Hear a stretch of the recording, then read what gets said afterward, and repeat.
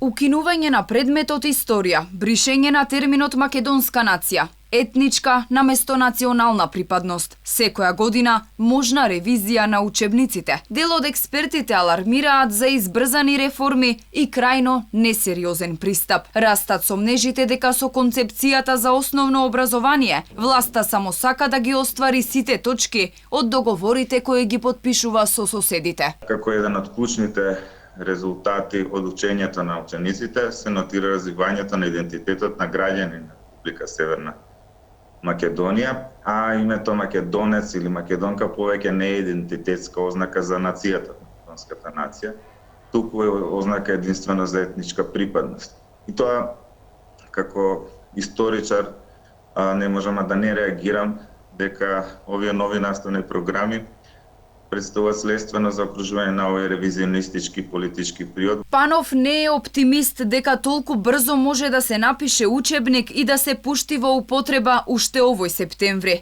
Брзањето е уште еден показател дека власта сака да се прилагоди на одредени политички барања, децидни се упатените. Според измените во Законот за образование пак секоја година ќе може да се прави ревизија на наставниот материјал и цела таа контрола ќе ја имаат Бирото за развој на образованието и министерката Мила Царовска. Прашањето кое се поставува е зошто воопшто би биле потребни промени во толку кратки рокови.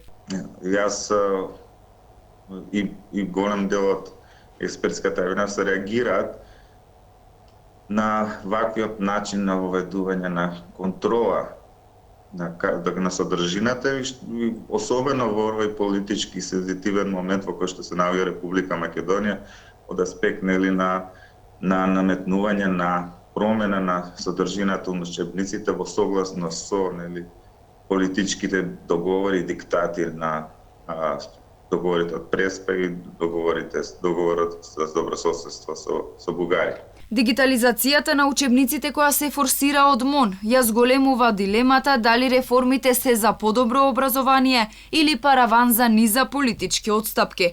Оти и министерката Царовска напомена, дигиталните учебници лесно ќе трпеле промени во содржината.